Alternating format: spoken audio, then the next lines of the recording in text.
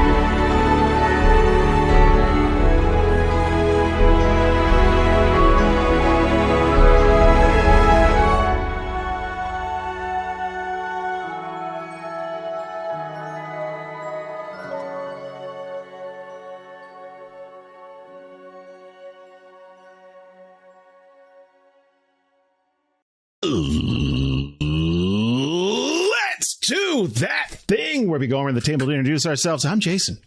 I'm the Dungeon Master. Going around the table, starting with James. Hi, I'm James. I assume we're introducing our characters right off the bat? Or are we going to wait? No, just you. Yeah. No, just good. you. Okay. No. Then I'm James. I'm in this group with these lovely people, and I'm happy to be here. So what I'm going to do to get a chance to know you guys a little better, because I'm just getting to know you, really. It's been, it's really a short time. I'm just going to ask you a random question. So let's say this is someone's first show. Stanley always had an expression that's like every comic is someone's first comic book. So we want them to get to know you. So, okay, who do you think it's okay to steal from? You, James, like the person. In general, people, who is it okay to steal from? Yeah, just like, do you think it's okay to steal from anyone? Let's put it that way. Let's do that first. I'm a pretty big rules guy, so Eat the not to rich, say I've never James. stolen, but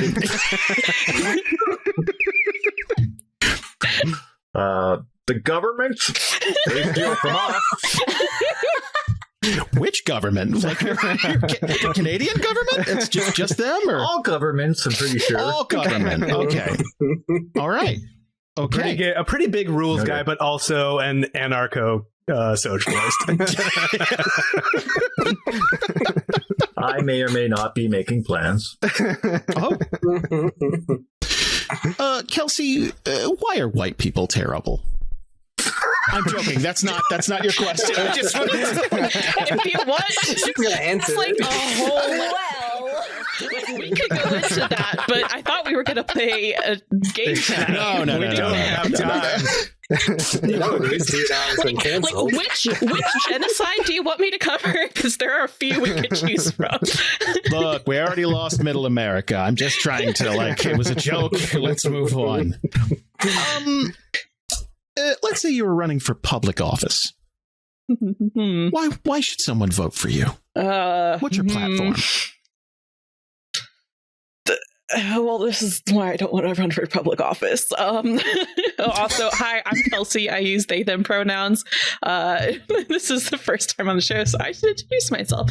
But yeah, why should someone vote for me? I don't know, because see, I want to have a fancy graphic or something visual, but instead I just have to say things and but vote for me because eat the rich, as I said earlier. You want to speak in infographics? Yeah, okay, yeah, we can get a budget together for that. Yeah, that's okay. That was not the best bit. I'm going to be honest with you. I don't believe you really want to eat the rich. You asked me the worst question. That's the point. James got Michael. I'm just saying. Hold on. Michael, horses, yay or nay? I hate it. I hate it. Get out of here. Are you on an icebreakers website? No, that's not. We talked about horses earlier. We know Kelsey has strong negative feelings on horses. No, I think horses are cool. They're just also very weird animals. but so weird. Jason, yay or nay? Come on. Yeah, I know. Okay. I know what I did. I know what I did. You're not supposed to do that. I'm not supposed to. Look, that is my curse. I hate them, but I'm really good at them. I'm a dad joke machine with no children, and it's just I don't want them. Kids love those jokes. I know. Till about 8 or 9. I'm getting grief now, but and that's when we kill them all.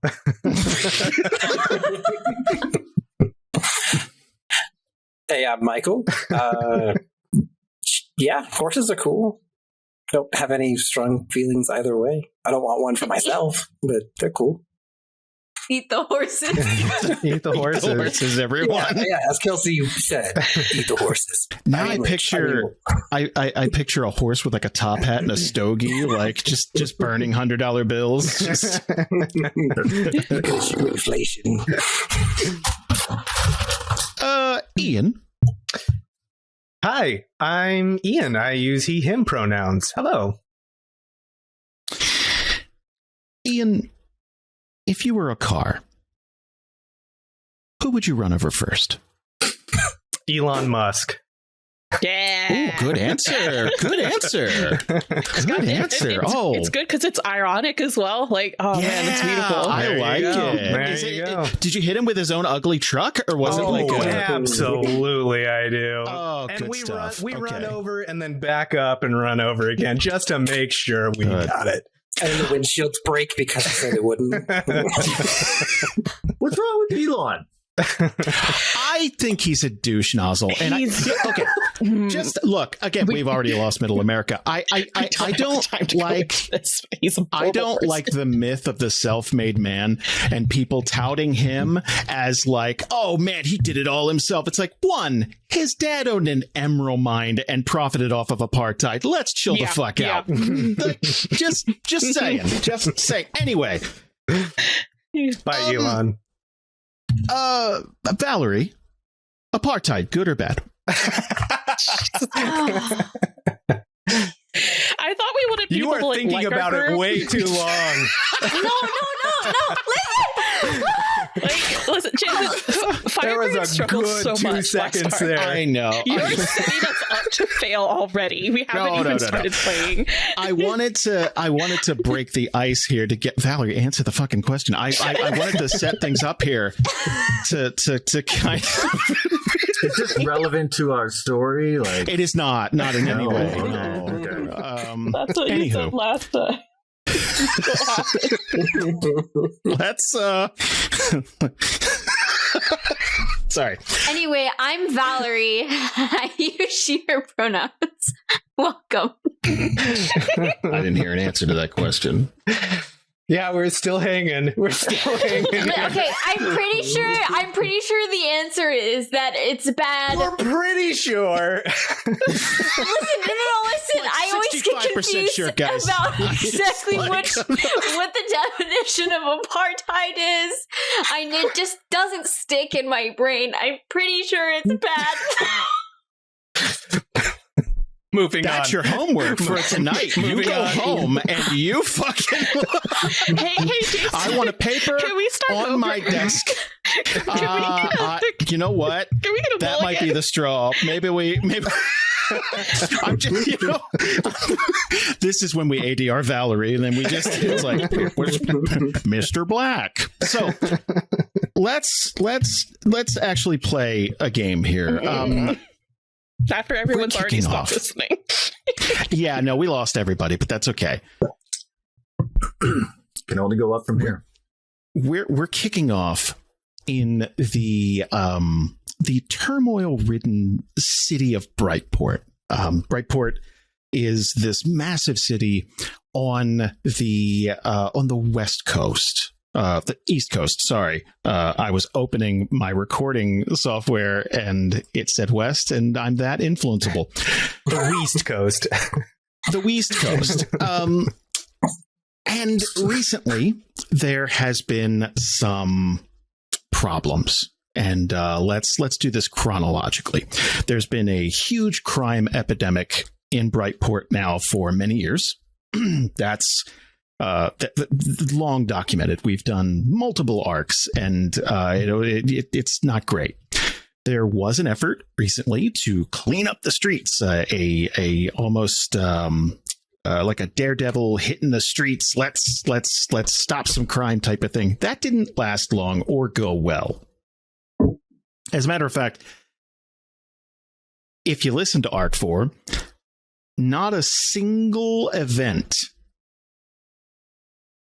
that Firebrand set out to do went well. Like not a I don't think a role went well. I don't think, that like they attempted a drug bust. A lot of people got stabbed, but it was on their team. A lot of stuff. So the mayor died, who was a big proponent of cleaning stuff up, which kind of sent a message to everybody that don't try to clean up Brightport. You'll end up trampled to death. I didn't even cover the huge fire and riots that were started. And to top it all off, there are now robots, full-fledged robots, Warforge, with no soul, run by one person, on the rooftops looking down at humanity, like sentry bots. We got sentry droids. It is a tense time on the streets of Brightport. Now, it's been many weeks since that started. People are trying to go about their regular everyday lives, but it's tough, man, because some crime is being stopped, but only the stuff obvious enough that it's out on street corners or something like that. Robots swoop in, they take you off to jail, and for the most part, there's no trial. They just take you away. And that calls for concern for a lot of citizens. Now, what I want to do is I want to open on someone we're carrying over from last arc. Someone who knows all too well that what happened to Firebrand was unfortunate. And Kels, let's typical day. It's noon, city of Brightport. What are you doing? Set a scene here. Let's see. If it's noon, Calypso's probably still back in their apartment, I think, decided on. And they're still sort of not waking up. They've been awake, but they haven't gone out yet. I don't think they their job and everything sort of tends to be more like towards later nights. So they probably are a little bit later to rise unless they have something specific planned. So they're probably, just sort of getting ready for the day, so to speak. And so me. It's like, noon. No, I that would be my perfect day. Oh my God, a day off. Like, it's like, all right, it's noon. Time to start getting ready for the day.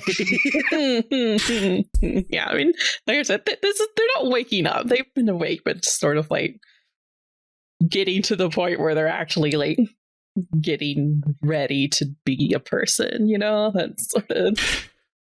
So paint a picture of the apartment. Like, what are they doing? Like, so, okay, they roll out of bed. They're getting dressed. They're like, what's on the docket?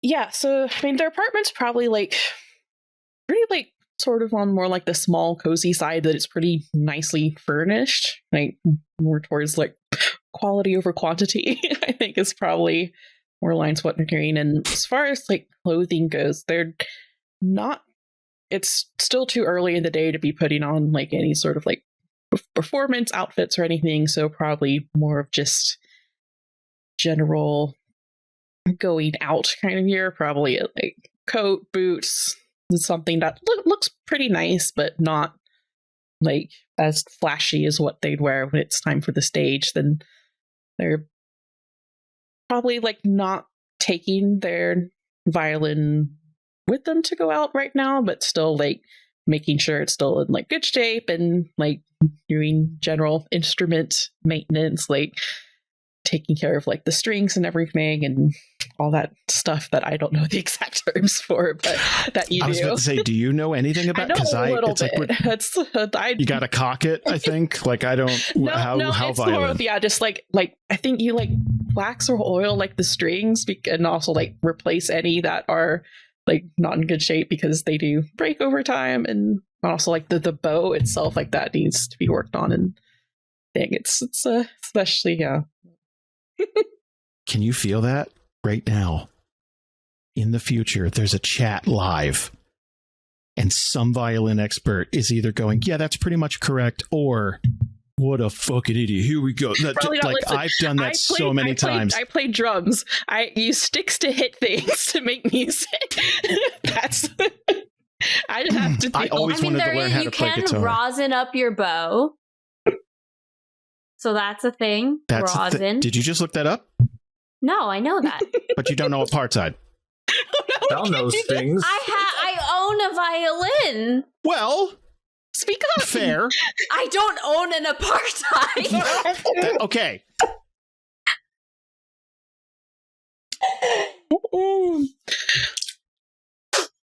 Oh man, do we start over? No. Okay, we're just gonna plow through. Here we go. So, I'm with Val on this, by the way. Really? Sure. How often do you use the word apartheid? Well, okay, it's like Holocaust. Like, I mean, you don't use it often, but like it. See, I would say more about what I think it is, but I don't want to be wrong. That's fair. You know what? That's totally fair. Like, legitimately. So I don't want to describe what I think it is because, right? Like, I have an idea of what it is. I think. Whisper it in my ear. But I don't want to say. Apartheid is the one where the not that the military takes over, but that like there's like militias and they overthrow the government, but it's like supposed to like make the world a better place. I'll tell you what. Give me a continent. What continent did it affect? Africa. Okay, good. Okay. 10 points to Gryffindor. All right. So that's what I was looking for. It's like, give me, at least do that. Just give it. Wasn't it like specifically South Africa that had an apartheid? Yes. I think other countries did it. Yes. Oh, right. You see? Okay, you're digging out of that hole already. All right, now stop talking. Let's go over to... Those chat forums in the future are going crazy right now. I'm sorry. No! I know about chemistry. That's good. So, James. Noon, Brightport. You're out and about. Paint me a picture. I have a question first. Okay. About gates and what's the closest gate to Brightport? So, everyone out there, we're not talking about the gate with the road leading into Brightport. You're talking about the portals, basically. Yes, I am. Now, sorry. There are 7 of these out in the wild. There is one on the East Coast, but it's all the way south. It's in a city called Onakal. And there's one on the West Coast, which is smack dab in the middle of the evergreen, dense forest in a cave. So you're not really near one of those. It would be hundreds of miles away. I'm just trying to, how my character got to Brightport. He probably did not walk the whole way. Oh, yeah. No, I mean, here's the thing. They have ships leaving from Onakal sailing up to Brightport. Okay, well, let's just say that he is looking clean because he wouldn't be out there, fending for himself in the wilderness. But he's probably just recently arrived to Brightport. So I would picture him in like some nice posh, clean leather armor, just in case, and probably wandering the streets, really, just taking it all in, because he's never been there before. So you're a high elf, Mm-hmm. an Eladrin. Mm-hmm. This screams new guy. One, you're young. You're a younger person. That's right. And new leather armor has a very distinct sound. It's very like Sneaky? yeah, it's like okay, you're Catwoman walking around like like you can tell like this was brand new, made for the occasion. Yes, it's like a new baseball glove. Like you've never been you've never been stabbed. You've never you look at someone who's from like House Silverclaw or like a rogue or like most of the people who work on the docks. Like they probably have like patchwork leather armor. It's worn down to the point where it's almost cloth, right? It's your stuff. It's like you almost have it's like they don't know if that's your posture or the armor doing that to you. It's almost a corset. Like it's really the cleave, amazing on Dagon. And if it is uncomfortable, he would never let it be known.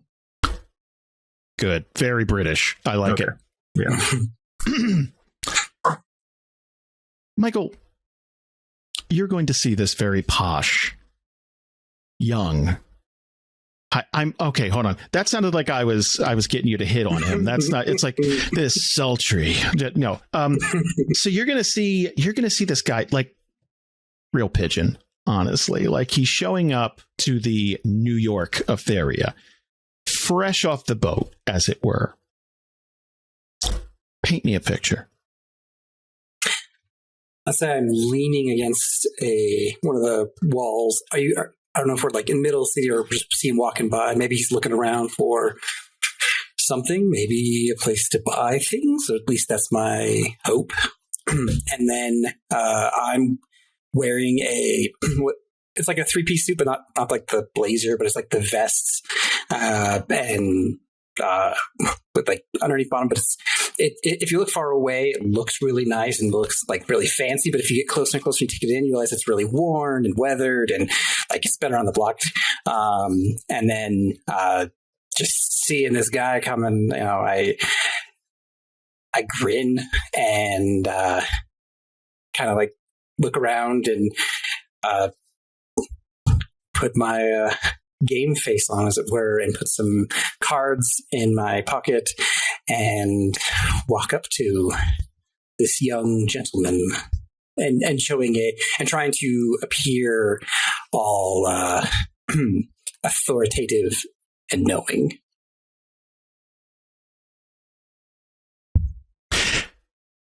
here's what I want you to do, James. As Dagon, I need you to give me a dice roll. Like, on a scale of 1 to 10, how distinguished does the city come off so far? Like, you're off the boat, you're wandering around. So imagine, to keep up with the New York analogy.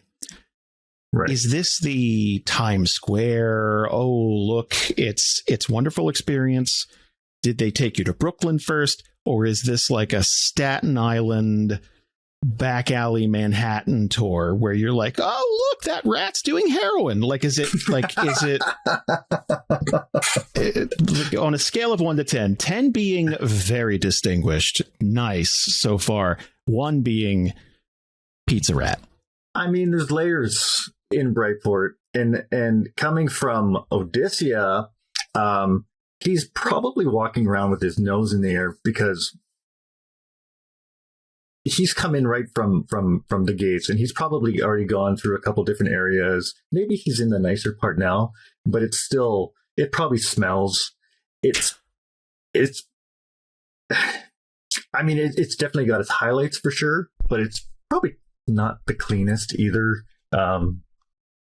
Am I on the mark there?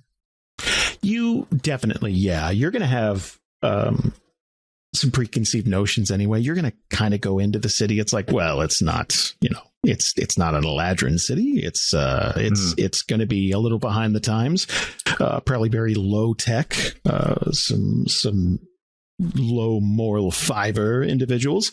But I want to know how hard this backs up your preconceived prejudices.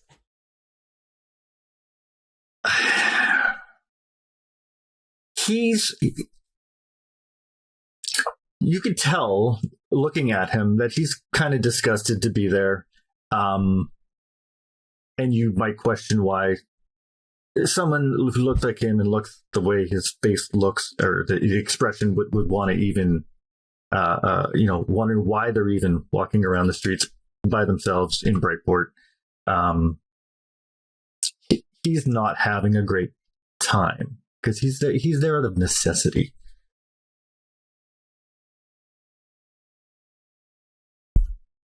Give me that D10 roll. I need to know something for Jason, for me.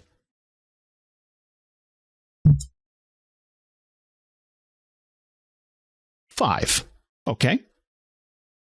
But you're right. It's got layers like an ogre. There's been some nice stuff. There's been some pizza rats. It's all over the map, right? Depending on where you go, like obviously you have to go through the docks because you're getting off ships. You're going to get some stares. Fancy young kid in his Michelle Pfeiffer Catwoman leather, and please tell me you have a whip. Do you have a whip? No. Okay, damn. Well, we got to get you a whip while we're in the city, but that's later.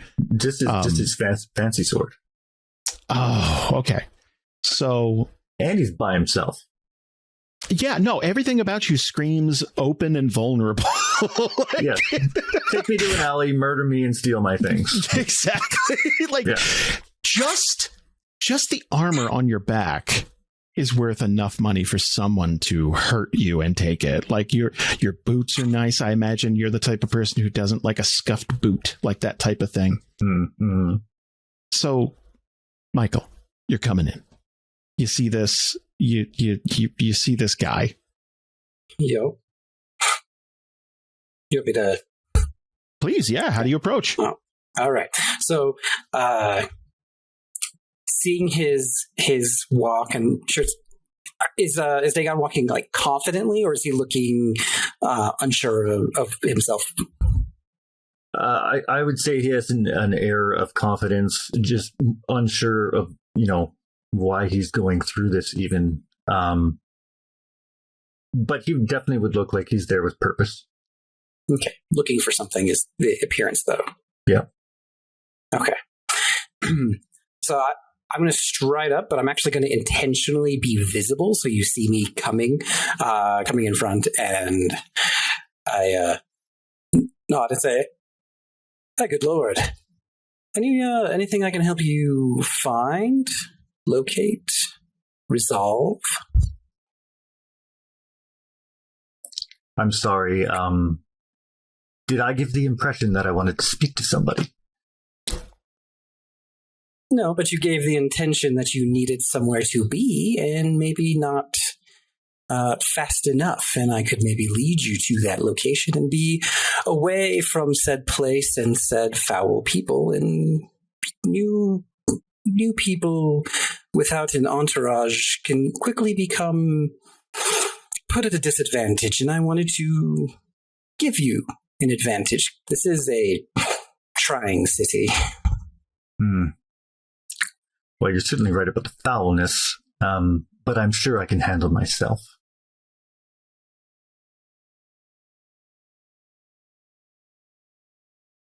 Well, good lord, I am here if you need anything, and I do think I could potentially find opportunities, a place to sleep. I think you just came off the boat, I believe. From that direction, anyway. I could be wrong. Your manor house could be nearby, sir. But perhaps I could help.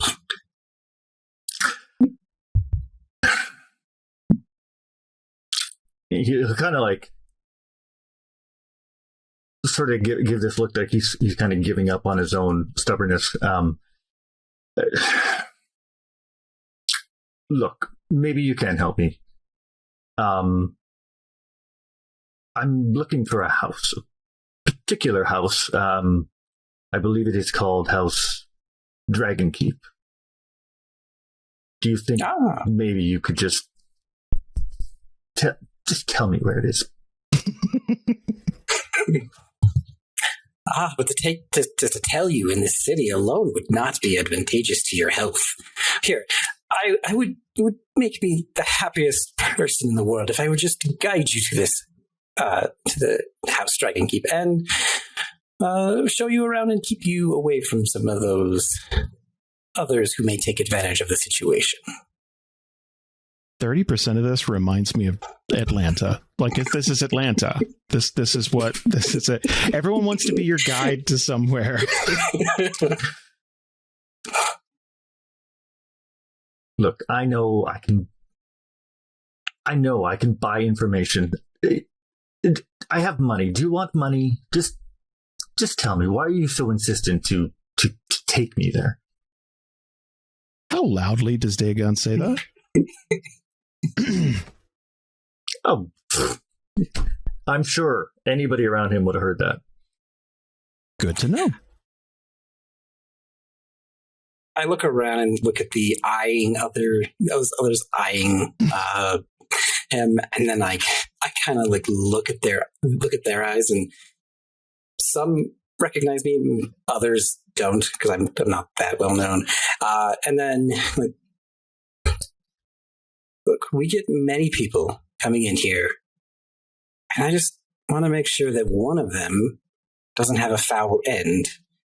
And maybe I want a few coin in the end. What's so wrong with that? But let's see what opportunities show up for you that may pay for my opportunities for myself in the future, just by giving a little bit of goodness to others.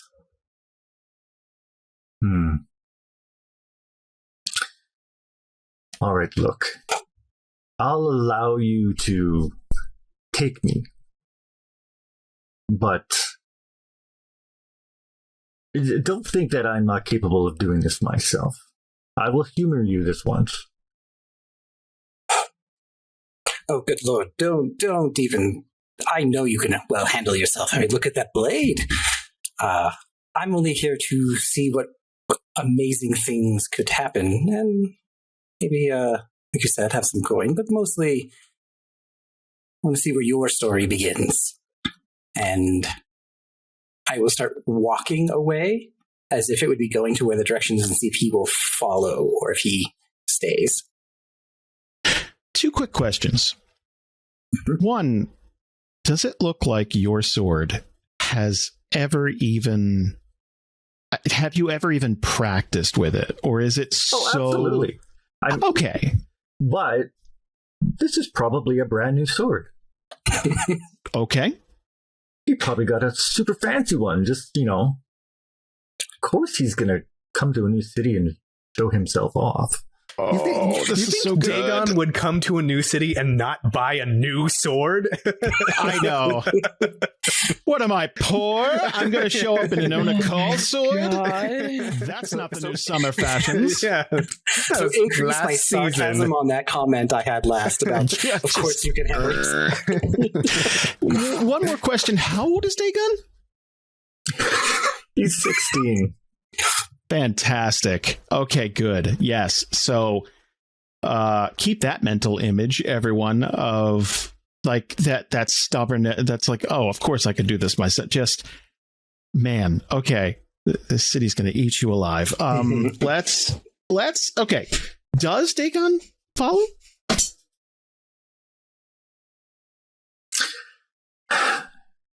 Yes, I'm trying to figure out how.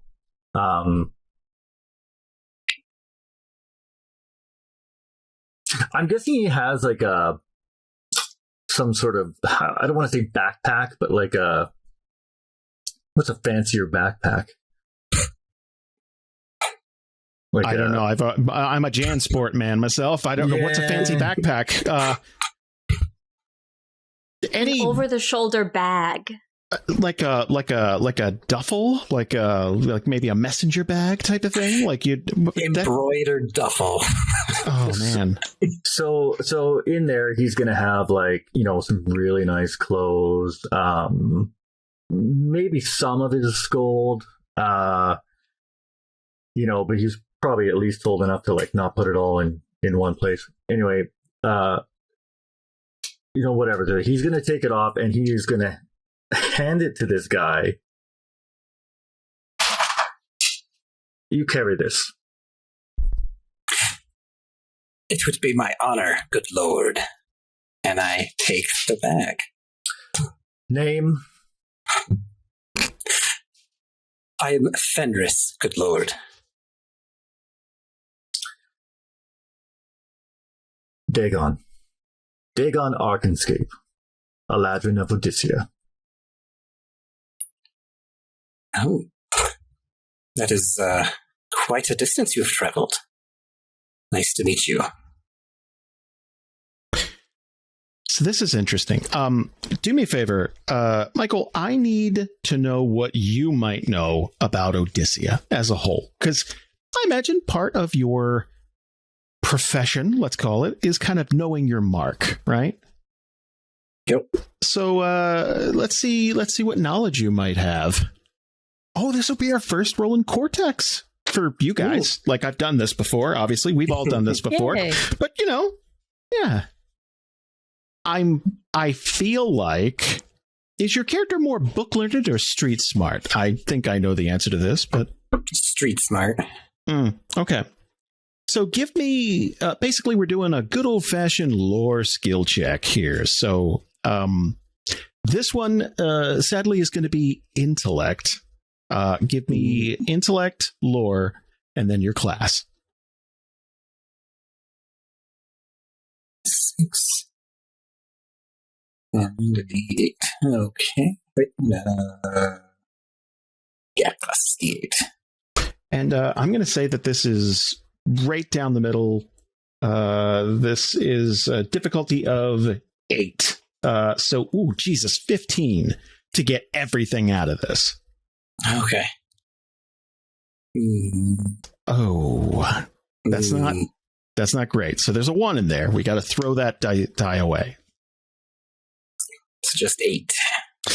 Yeah. So I think what you would know, what Fenris would know, is up until fairly recently, Odyssia was demolished. It hadn't been inhabited in 100 years. And then some funky, weird magic stuff is going on. And now we have 2 sets of Eladrin for some reason. And some of them are fake and some of them are real. And it's all just like, whatever. I imagine if someone did try to tell you about this eventually, it's like, sounds like not my problem. And you just kind of like let it go. Okay. sounds like more people like potentially make a mark on. That's all. Exactly. You're a terrible person. You're welcome.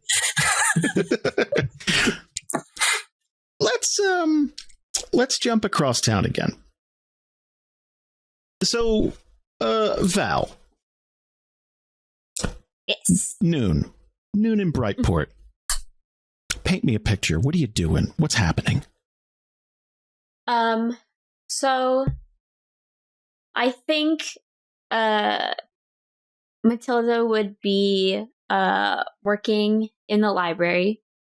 It's around noon, so she's probably on her lunch break, but she prefers to just eat in the back where she can keep doing research and looking things up while she eats. So she's just vibing. She's at work. So at a certain point, sadly, one, this isn't a tremendous library. It's not huge. Fancy book learning is not a prime skill in Brightport. So not a lot of government money is being given to the library. Not like in real life. Eventually someone is going to come in, and you hear the little bell go off in the front, and it's like, okay, damn it. You're probably used to this. It's not completely uncommon that someone comes in, around lunch. So any interruption is probably a little annoying. It sounds like it's like, damn, I was in the middle of something. But you're always in the middle of something. Yeah. Kels. Yep. Libraries, yay or nay? Like me or Calypso? Yes, as a concept. Are you pro library? Yeah. Okay. No, I just. Why wouldn't I be? I don't know. Fuck those libraries. No, libraries are great. I just wanted to see if you were still paying attention. That's all. I just it's like hot take. I don't like knowledge. But you're walking into this library. Mm-hmm. What are you after here? What brought you to the library today? So Calypso is probably going to look into like history of Brightport. Like they are specifically trying to find more information on the manor that they have inherited and have yet to really visit and investigate, because they know there are a few odd rumors and stuff going around there, so they're trying to find out more before they actually go in person. So you Firebrand, the small police force basically you were a part of, is no more, at least not in any recognizable way. So you're separated from that, and just trying to find more out about the city. Obviously, your dearly beloved uncle passed away that you didn't even know that you had. And left you just a whole bunch of stuff in the hills far above Brightport. There's a manor house. There's all kinds of stuff, and you've been pinned down here. Haven't had a chance to take a look. So you're looking into that, and Val, I imagine Matilda is at least kind of like, it's like, who's that? Like kind of like peeking out. Yeah, because it being Brightport, there's probably not too many people that come into the library. So it's always kind of interesting to see who shows up and like what they're looking for. And Matilda likes to help people like go through all of the books and scrolls and help them find what they're looking for. So she would definitely like pop her out and see who it is that's coming in. And I would imagine there's a lot of books that are, public knowledge and stuff. The more rare or valuable books are probably kept behind lock and key. Let's be honest. I myself live in Sacramento, the arcade area, And I have been told by many a clerk that this is a high theft neighborhood. So anything of any value is really kept behind glass. So take it away, Kels. Yeah, so Calypso will see Matilda. Does Matilda like approach them, or does she just if when they come in the door, Matilda will probably like put down her lunch and start walking to the front of the library. Yeah. So Calypso stays, okay, well, this is someone who works here and knows their way around. It's probably better to ask for help and maybe get something more out of it. But they'll just nice, pleasant smile on their face, kind of, like perch the front desk or equivalent of that, and just, yes, hello, are you a librarian here?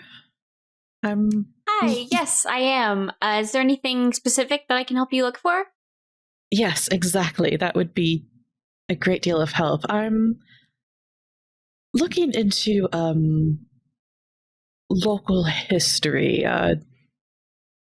specifically around the outskirts of the city and architecture and the Jason, what was the name of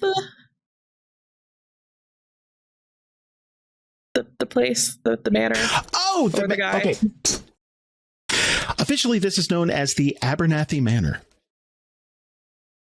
Yes. Specifically, I'm looking into the Abernathy Manor, if you've heard of that. Have I heard of it? Would I have heard of it? You faded out there 1 second. Sorry. Have I heard of the Abernathy Manor? Let's see. Give me a lore check. 2 lore checks in a row? Check. Okay. So that's class and lore, I would assume. And what's the other thing? Oh, intellect? Yes! Yeah, I got it! Perfect. Okay, here we go. So, 1, this is a pretty simple check. I'm just going to throw a couple of D6s at this one. And 8. So I'm going to say you know a ton about this manor. Ah, yes, of course. Okay. Matilda will say, oh, yeah, I think I have read about that before. They keep all of the like old building plans and blueprints and stuff back here as well, just because there's not a ton of books. So this works sort of as a storage place for all of those things too. And I think I've seen some stuff about it. I can go in the back and pull some stuff out if you'd like. Oh, yes, that would be so helpful. Thank you. By the way, my name is Calypso. It's a pleasure to meet you. Nice to meet you too. I am Matilda. And she's going to go to the back and start pulling out some scrolls. Yeah. So this is crazy fortuitous. You probably expect to go there and it's like, oh, yeah, it's mentioned in a couple of books. It's like, oh, we have... sort through the microfiche. I don't know. It's probably mentioned in a whatever. But this is like, no. We got building plans and stuff. We probably this is awesome. Like that's fantastic. I want to cut away. Ian, you're probably the most complicated of the characters we're going to introduce today. I need you to paint me a picture. It's noon. It's Brightport. Nice sunny day. And people have been eyeballing you since you got off the boat. Now, maybe not in the same way they would eyeball a young 16-year-old boy in fresh armor, but definitely more warily eyeballing you. Paint me a picture. Gotcha. I think this Thadden has been in Brightport for a little bit of time, but I think people are still looking at him like he just got off the boat for sure, because Thaddens are tall, sort of like lean basketball player build. He's got spikes coming out of everywhere on his shoulders and scapula and on his head, arms and legs. No mouth. There's like a big bone plate that's over his mouth, and sort of like external bones that are poking out around his chest, and like a really nasty looking slit along up his abdomen that is exposed. And I think as it's noon, he probably hasn't eaten since like yesterday, or maybe even before that. And there's not a lot of people that are looking to give charity to someone who doesn't seem to have any knowledge of the city or anything like that.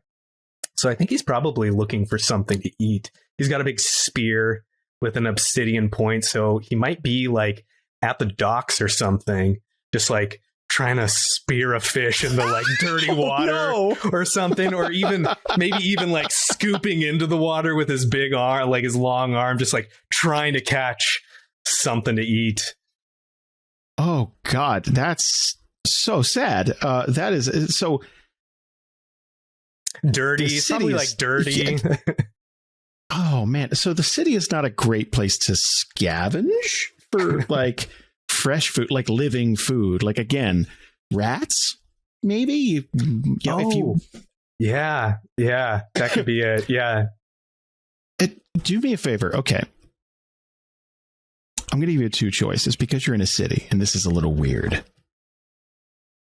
You can try to go hunting. Or you can do like an animal handling check to see if you can like lure something to you, like you're the Pied Piper of vermin. I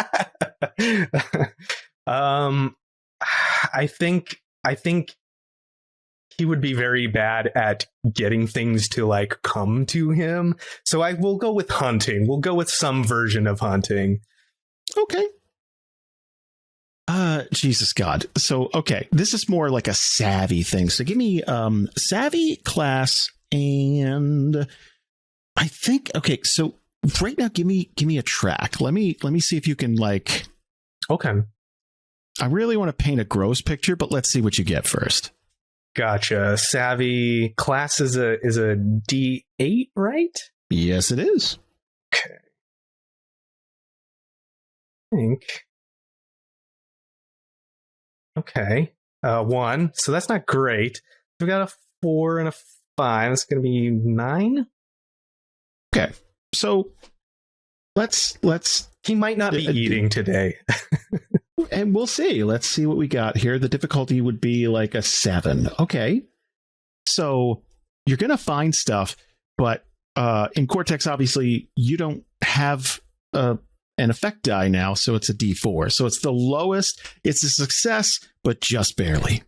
So you're going to be this is high noon, and that does a couple of things. There's lots of overpasses and bridges, and the city's very vertical in that it's over the century just kind of been built on top of itself. Very New York, in that they've run out of room.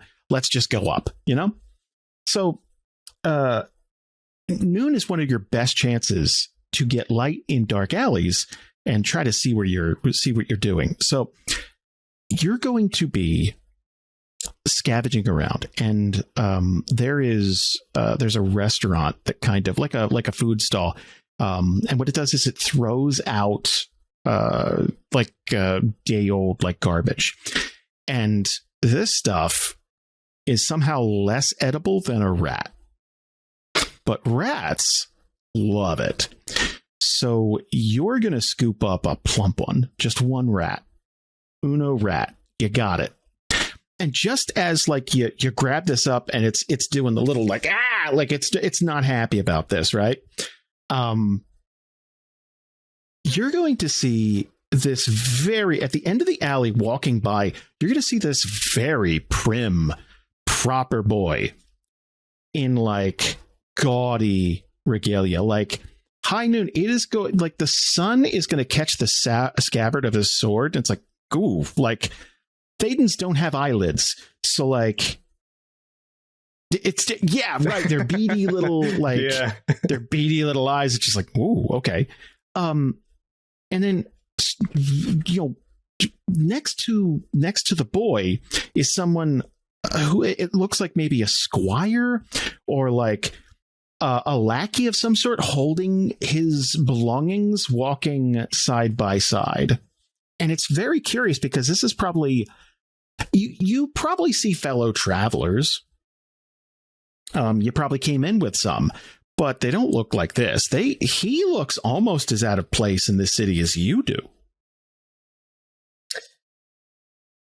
By the way, the whole time, like the little rat is like trying to get out of its little feeties. Yeah. If you've ever held a rat, they're so cool. But like rats have a very distinctive tail.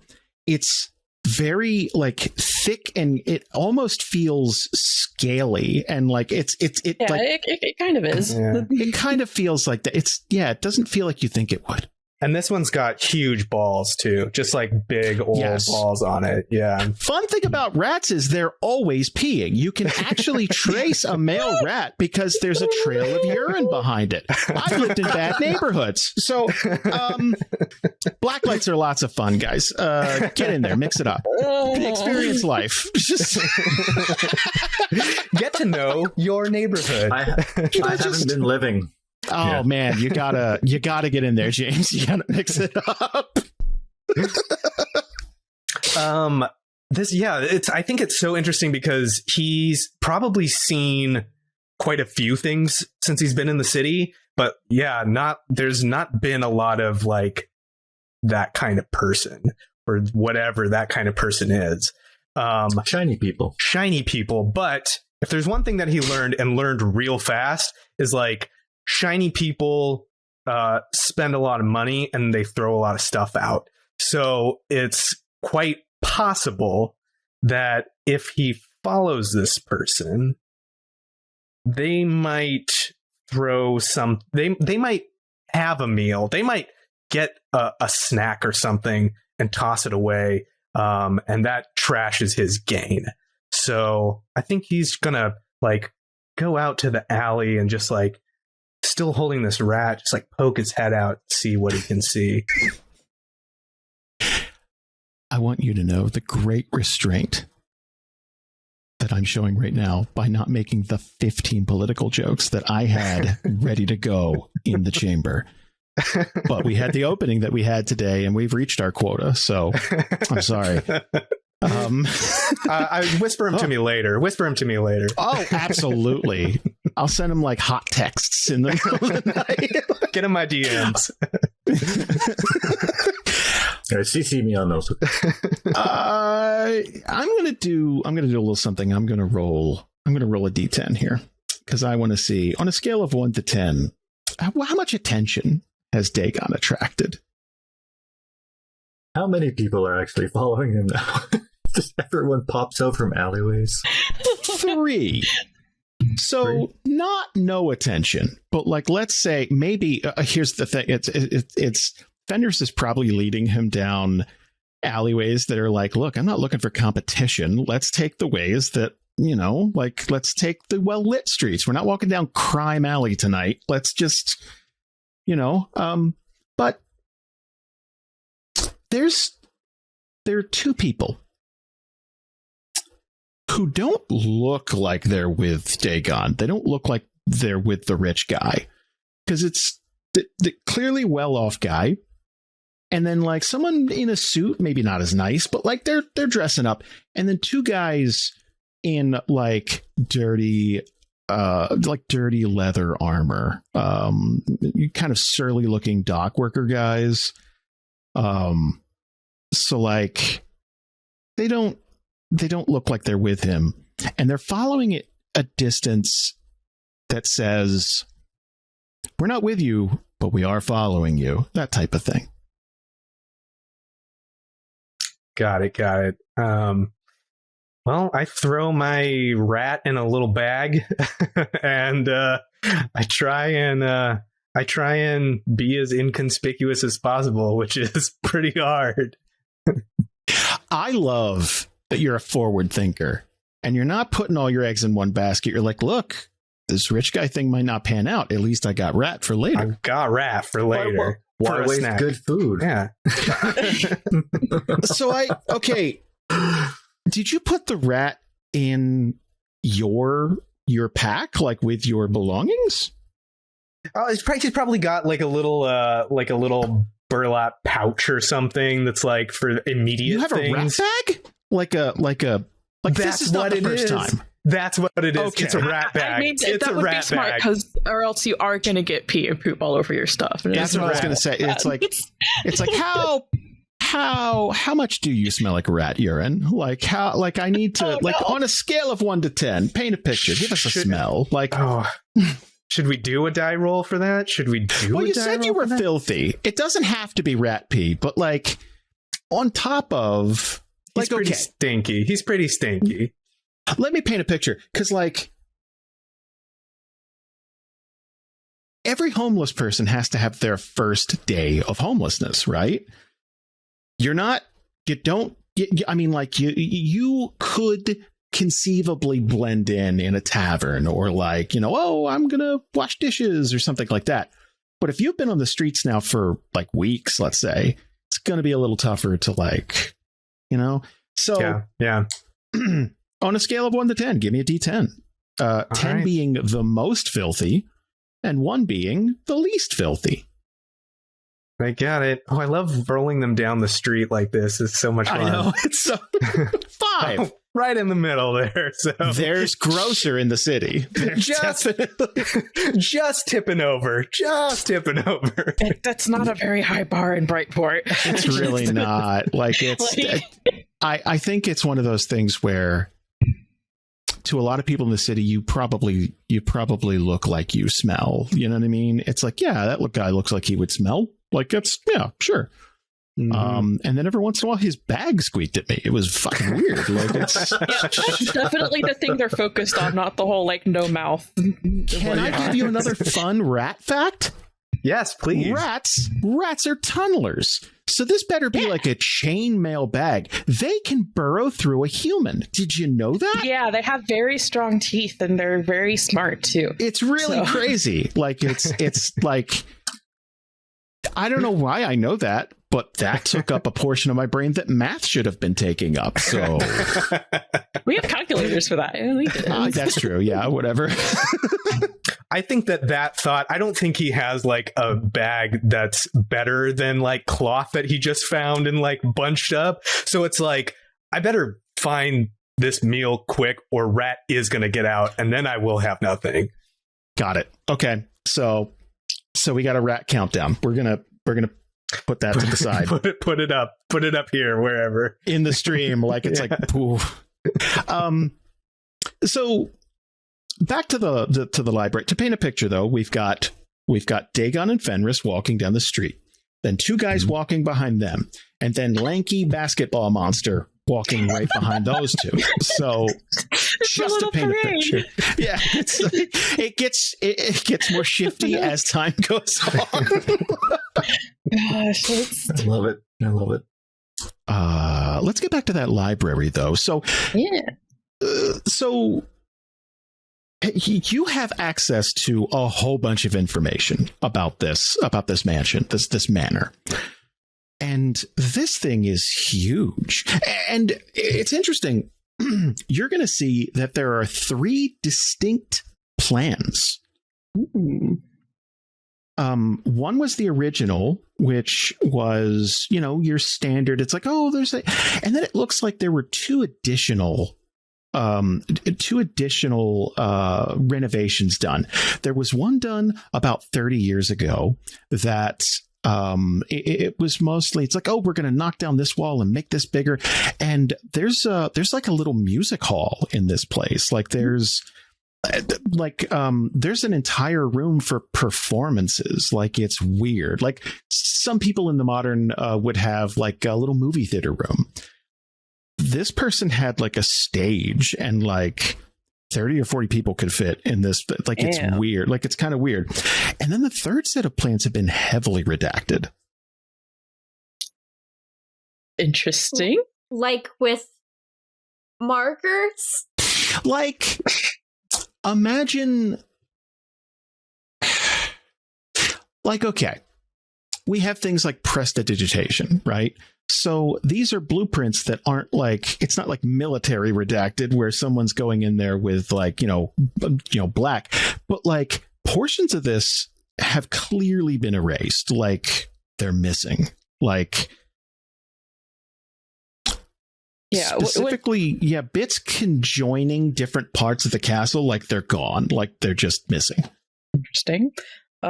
So when that third one comes out, we see that Calypso kind of pause and then look at Matilda like, is this normal for blueprints? Well, so Matilda's eyes are gonna like light up. And she's gonna look at Calypso. She's gonna say, no, they don't usually look like this. Jason, is there like other stuff like in like history books about the mansion, or like not just building plans? There's the original construction, yes.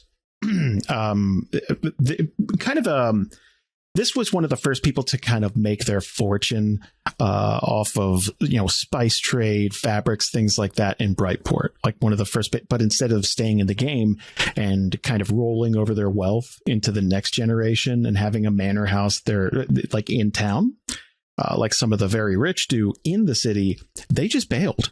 It's like, this is not my passion anymore. Music is my passion. And they just left, like kind of made a show of it. Like it was very strange. Like it's almost like, it's almost like a lot of people just assumed it's like, oh yeah, you went cuckoo bananas. Cause like, why wouldn't you just want to keep making money? Why would anyone? Awesome. What are you doing art for, you lame-o? Like, so a lot of people kind of labeled him as like kookball, like, and they just like, but like a lot of people in the city got contracted to head on up into the mountains and actually make this manor house. And then people lost track of him for like 2 or 3 decades. He would host private performances that he would send invites to like specific people in the city. It started out with like his rich friends, right? And then he did like a fucking Willy Wonka golden ticket thing one year. Oh my God. Where like he was like, and now you get to come up to that. So it's like, oh, you get treated to this weekend at this beautiful manor house, and you can wash off some of your smell. Everyone in Brightport's got a little smell. And you're treated to like a beautiful performance, and then you're on your way.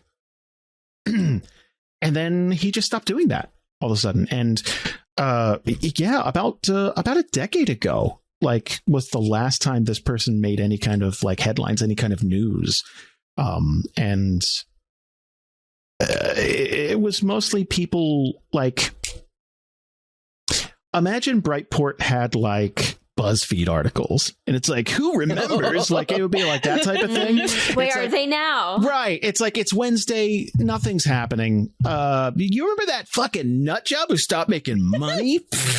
Like that type of thing. Only people who were around when the gods were around will remember this. Exactly. God.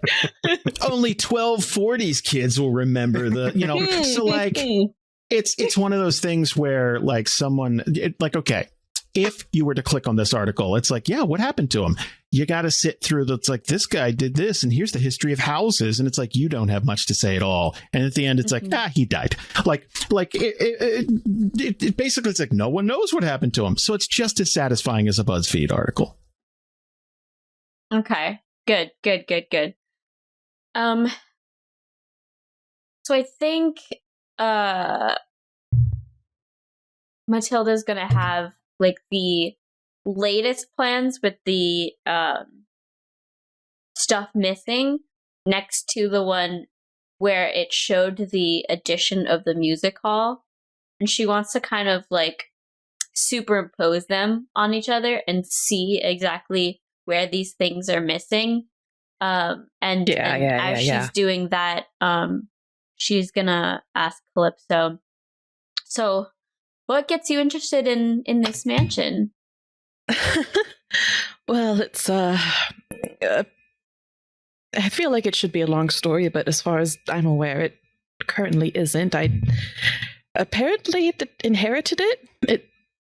I didn't even know I was related to the man, if I even actually am. It was a few months ago. I haven't had the time to actually look into it until now. Matilda's gonna say, "Oh, wow, that's quite an inheritance." Yeah, and especially to not be one you're expecting. It just, came in a letter in the mail, it's all legit, though. I checked in everything, and it's just, I'm still not quite sure what to do with it. So it sounds like you haven't been there yet. No, I haven't had time to get out of the city for much of anything, let alone that. And with all the rumors going around, I thought it best to maybe look into things before I actually go in person. And seems like there's certainly something going on here. I mean, just judging by the blueprints alone. This is so exciting. First of all, you get like a mansion, and I think your mansion has like secret rooms in it. Like, yeah. And it sounds like the place hasn't been touched in years. I'm sure there's so many cool finds in there just scattered about. Yeah, there's probably a lot of interesting things. Of course, there's also the chance. I mean, it's been, who knows what was going on in there in the past decade. I mean, it could be cursed or any haunted or filled with any sort of danger, but it sounds kind of exciting, I suppose. Or instead of the danger, it could have rare artifacts. Or maybe some more books for this library. Well, I suppose we'll see if I'm inclined to make a donation. And Calypso is if there's anything that you go there and you decide, oh, I don't need this, like this library would always be appreciative of donations. That's for sure. Yes, we'll have to see what exactly is there, if there's even anything. I feel like Matilda isn't the only person to run the library, but definitely is the only one to give a shit about the library. Oh no, probably. I feel like it's like everyone else that works there that like at one point did give a shit. Like it's been like beaten out of them over the years. And right, the still, city just ground them up, and Matilda still has hope. She refuses to let go. So the library's in a slightly nicer part of town. Not nice enough to not have their Tide Pods locked up, but nice enough that like people walking by are usually not well-to-do, but they're not vagrants. They don't smell like rat pee. Exactly. They're not rocking a number 5 for smells.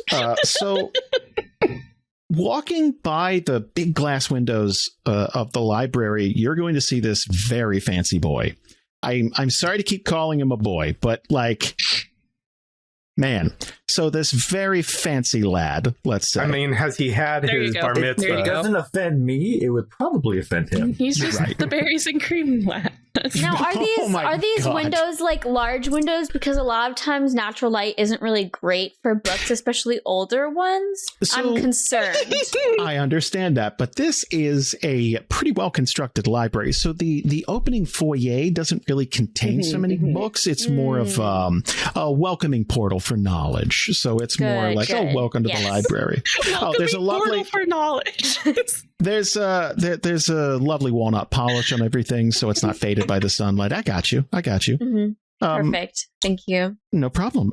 So you're going to see this fancy boy walk by. That sounds like a slur. Like, you're going to see this guy walk by, and he's got someone with him in tow, and it's like, man, that guy's dressed for something, like a wedding. Like, what's going on? And behind him, you're going to see 2 very much not fancy boys walking behind him. And then behind him, you're going to see this lanky Sasquatchian person walk behind. And then behind him, you're going to see 3 more thugs. Oh my God. So there's a parade of bad shit about to happen. Like, it's like, this tells a short story, none of it good. Yeah, and so like people like know like what Thaddens are, right? Like, it's like they're not like common, but it's Thaddens. They come from the island of Boten. It's a small island. Think almost the Caribbean. Like, it's a very small, like, so. They have a very closed society, and seeing one is probably super rare, but knowing about them is like, it's like, oh yeah, I've heard of that. Like, yeah. So Calypso probably like there's this like fancy boy probably is like enough like shiny stuff on him that like it's probably just like immediately like eye catching through the window, like, huh, like what's this like person walking by? And then more people is like, okay, yeah, it's fancy boy's gonna get robbed, whatever, it's Brightport.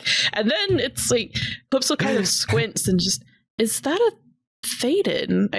And then 3 more people walk by.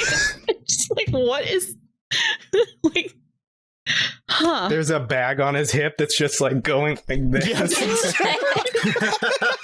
A trail of pee. Yeah, trail of pee. Everything about this is like, okay, like, I don't know about Matilda, but Calypso comes from the streets enough where you're watching this, it's like, oh no, like, it gets worse as it's man. Does Calypso recognize Fenris? That's a good question. I don't know if they would. Let's do this. Michael, do me a favor. On a scale of 1 to 10, how well known is Fenris in the grifting community? Do you guys frequent the same forums? Like, is it, you know? So he's an up and coming grifter where like he seems like he appeared out of nowhere. Okay. His mannerism seems like he's gotten skill. Like, oh, no one knows who you are. You still seem pretty young, but it feels like he's got the experience. Or at least when he goes in and talks to people, it's like, how did you know so and so? I thought only this one random kid I knew back in the day knew about it. Like it's always like an upcoming, like 5-ish. Like there's some people that recognize his ability and who he is. Majority of people though are like, oh, it's just competition, and I would know who this guy is. Okay. So you know what? Give me a streetwise roll. Alrighty. Kels this time. Oh, me. So my give me a little streetwise check, and this would be slightly like I'm saying 2 8s because it sounds like you're right on the cusp. It's like yeah, yeah, okay. Oh, that's Ian. Wait. No, I'm sorry. I was trying to get rid of the dice, but it ended up just No, rolling. you're fine. Okay, so my streetwise is an 8, then plus savvy, or Oh, yeah, sorry. Class, savvy, and I streetwise. get my class. Cool. Yes. That's 3d8s. And you got to beat a 6, so...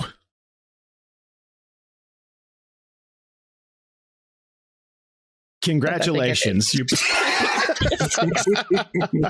So, I would say, yeah, I'd say that you, like, on site, you'd know. It's like, oh, wait, I know that guy. Like, maybe not I've met him, but it's like, I know of his work type of thing.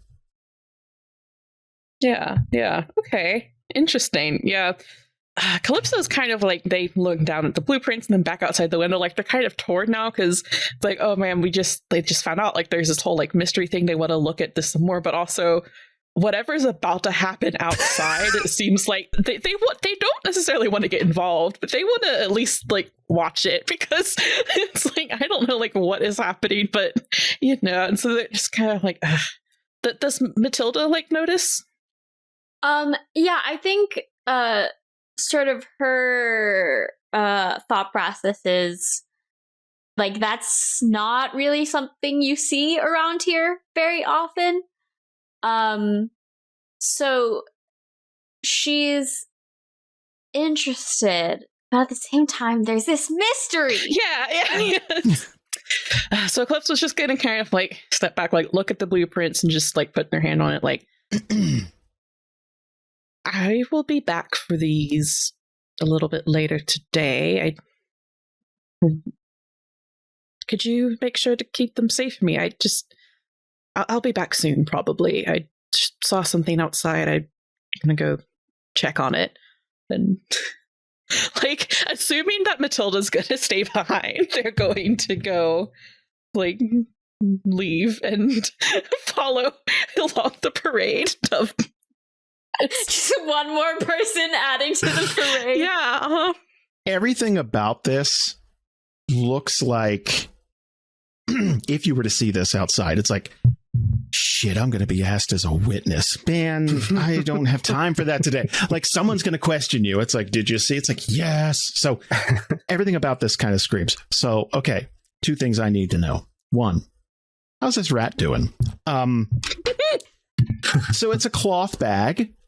I guess we need to roll for the rat. Okay. So okay. I'd say this is a difficulty of 2 6s.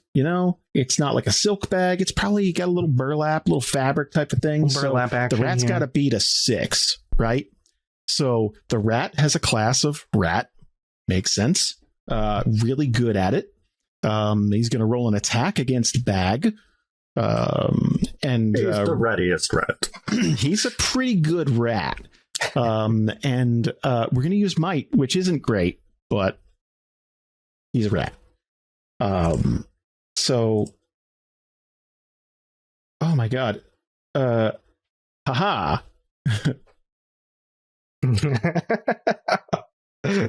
Wow. Okay. So, let's take that 4 and the 3, make a 7, and that D8 is going to be that 2. That's a D8. So that's going to be our effect die. So this rat has reached a point where, like, the front half of this rats kind of have bulbous butts. So it's going to get to the point where it's hanging out of the bag. So as Calypso walks out of the library, again, it's Fancy Boy and Action Lad. And then we go back. Then it's 2 thugs. We have Slenderman featuring like rat bag. And this rat is like, it's inches from the ground. It's like it's so, it just can't shirk off the bag from its ass. 3 more thugs, a Calypso. And at this point,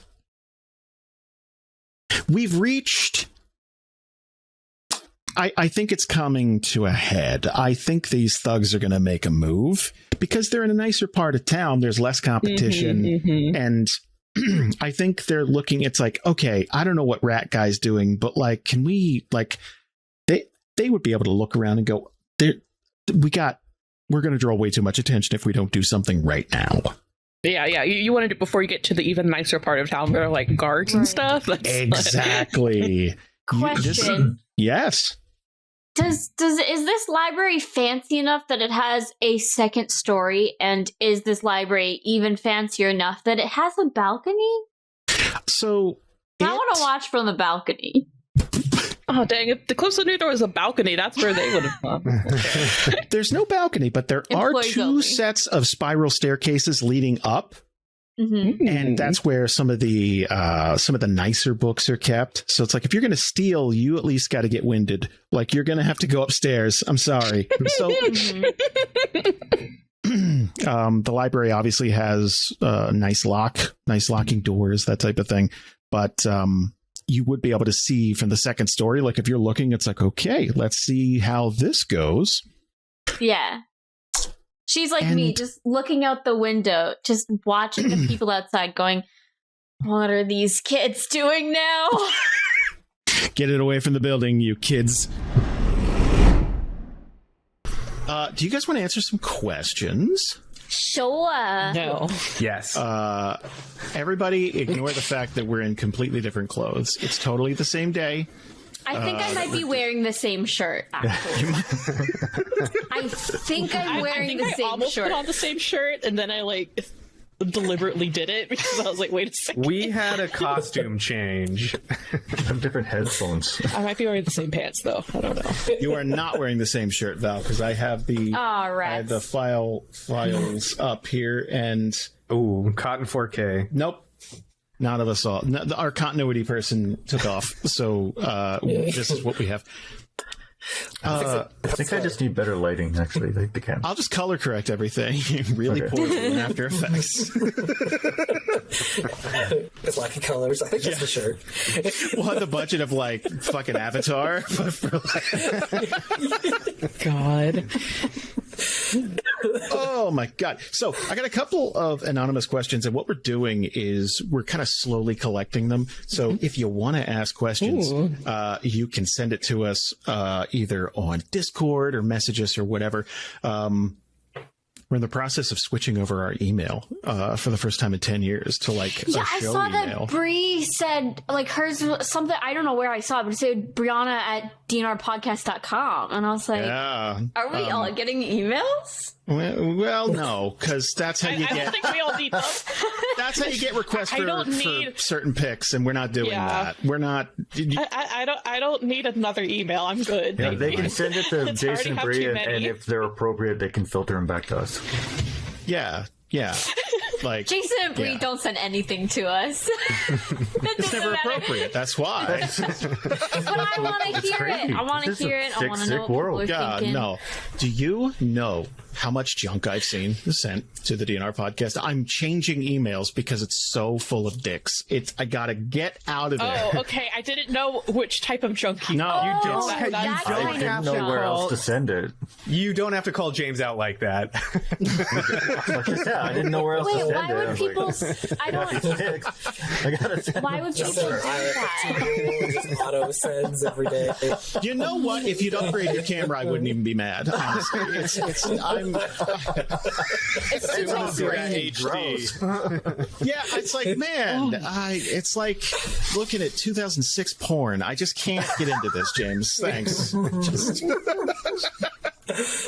But yeah, show at dandrpodcast.com is what, because I'm not a person, I'm the show. So I'm gonna do that, or the dandrpodcast at gmail.com. But here's a question that is kind of a play on one we did for Packbound, actually, I think it was.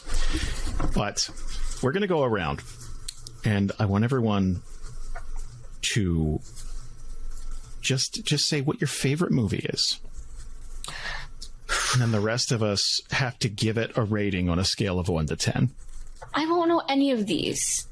I'll do it. I'll call them all 0. Fuck y'all. Well, man, I got one. okay, everybody out there. Val, you came in so aggressive tonight, like so.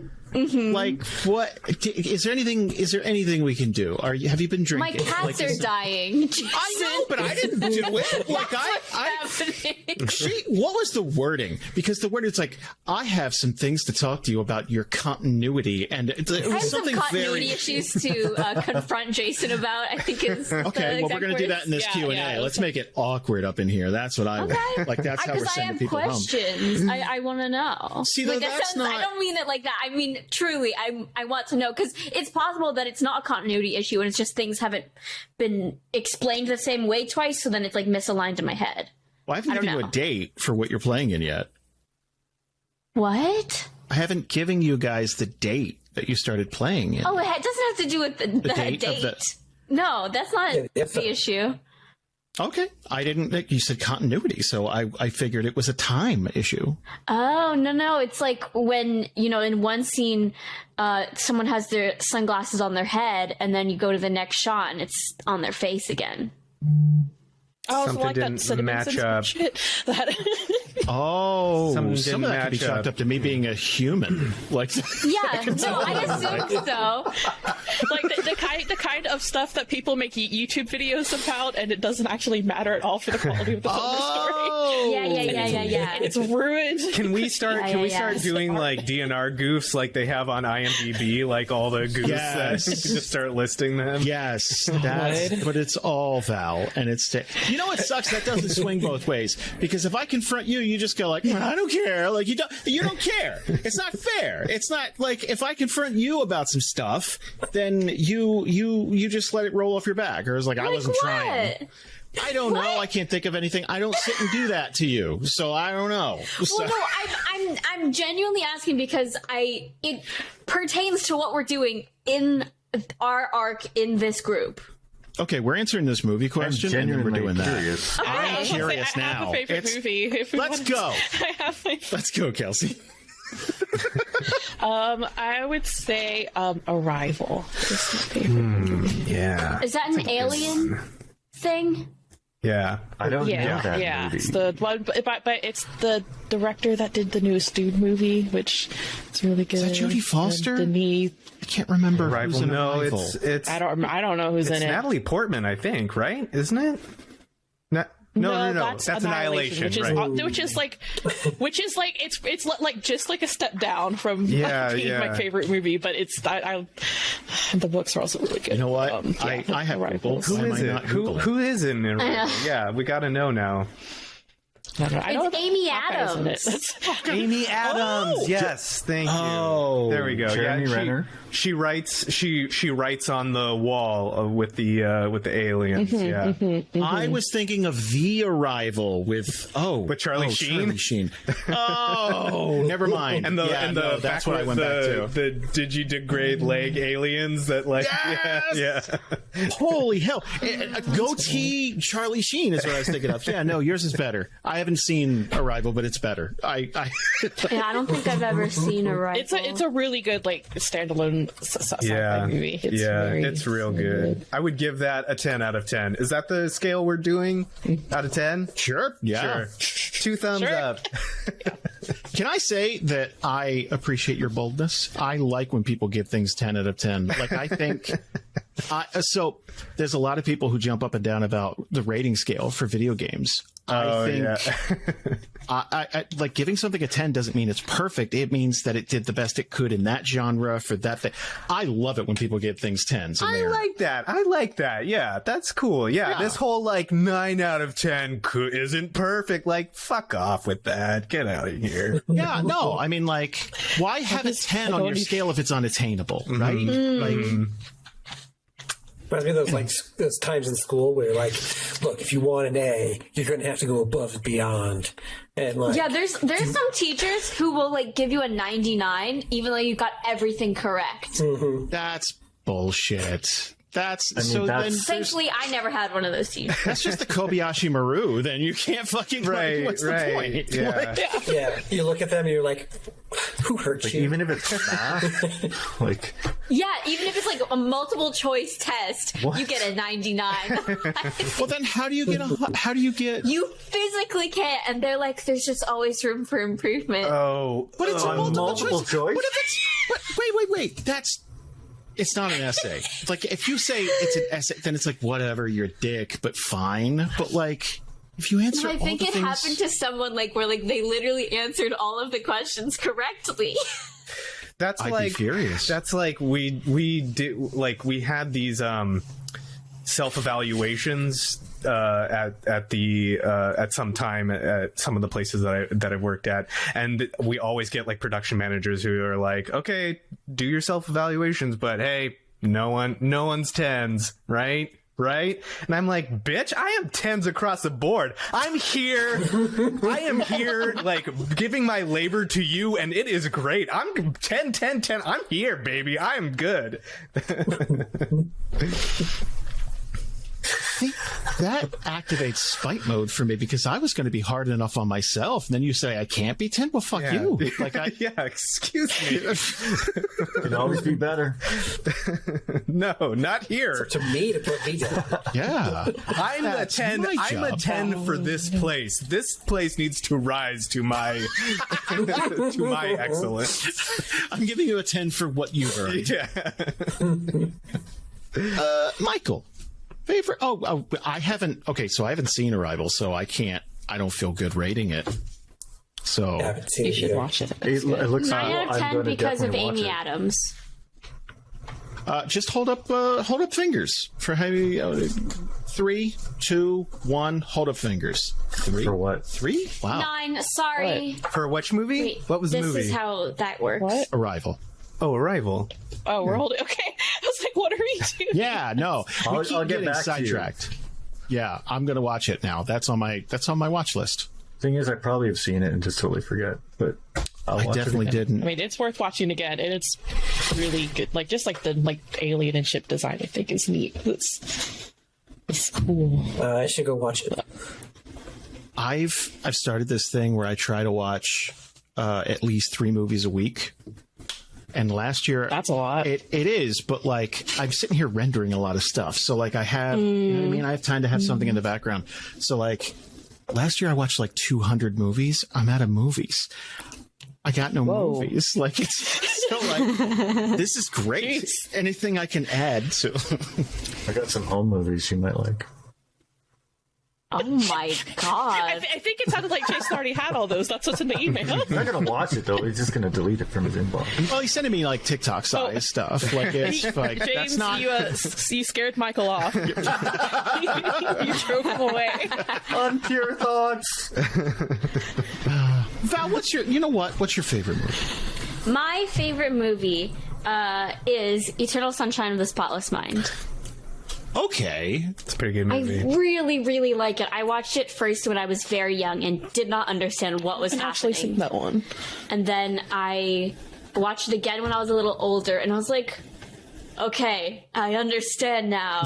And then I watched it again when I was older, and I was like, damn, this is so good. So I really, really like that movie. I remember enjoying it. I think I need a rewatch though. But yeah. I remember being very sad watching it. Oh, it's real sad. Yeah, it's a big sad. Yeah. Oh, yeah. It's really well done. That's one of my favorite movies for editing, because they do a lot of like visual effects that are basically just done by like moving from one side of the screen or cutting from one frame to another, and it flows really well. And they like do things where you like revisit stuff and it's re-edited a different way to like make you feel a different way. It's cool. I would give that a 7.5. Because it made me very sad. It's okay, that's fair. It's very well done, but like It's one of those movies not to give any spoilers in case people want to see this, but like it's one of those movies where you're watching it and you can kind of see things tanking, and you want to reach out to the characters and go no and fix it, but you can't, and it's like, oh well. And you just have to watch it just go worse. Like, right. It's very horrifying. I think like the whole premise behind it is something that scares me a lot, and like that's why I enjoy the movie so much, because it feels like very real to me. I might watch that again, because it's been like a good decade since I've seen that. Was that? I missed it. What video? What movie? Eternal Sunshine of the Spotless Mind. Never seen that With movie. Was that Jim Carrey? Carrey. Jim Carrey. First Yes, Jim Carrey. dramatic role? Or was I'm thinking D&R Watch Party. Ooh, yeah. Well, we got to watch Jim Carrey's 23 first before we watch Eternal Sunshine. That was gold. Like, that's amazing. I actually didn't hate that movie. Like, I know it's not good, but like, I didn't hate it. That's where Jim Carrey plays a man named Fingerling. It's a weird, Like the he sees cakes? that number everywhere, right? yeah, It's going and insane. yeah, it's a weird, it's shot. is it like that Nick Cage movie Knowing? Dude, Oh no, my it's so God. spooky. I was gonna say when you said Arrival and then something about the writing on the walls, I was like, that sounds like Knowing to me. I always get, Arrival is a million times better than Knowing. For the I think we watched Knowing maybe through Redbox or like Netflix DVD rentals maybe. I don't remember why or where I watched it. It was a very long time ago. Netflix. Here's the thing: Nick Cage flicks just kind of happen to you. You don't have to. Oh yeah, I mean, it is like, I would say it is worth watching if you have a drink on hand and just are looking for just a time, because it is certainly one of those. You know what? I'll trade you. I just watched Nick Cage's Next, where he sees a minute into the future. Garbo. Oh god, that sounds horrible. Garbo. I love it. He's got like long hair. Here. I'll hand you that, and I'll take Knowing from you. Oh my and gosh! Just the poster. The poster alone is like, oh yes, it's like people that are like blue for some reason, because that's just how the editing was. Oh man, it's when beautiful. Jessica Biel was in movies, and Oh yeah. He's got But so have many y'all movies, they can't be all seen- good. Have y'all seen the trailer for the new Nicolas Cage movie? I have. one is that? Yeah, what is it? It's so okay. Here's the title of the movie: Is it?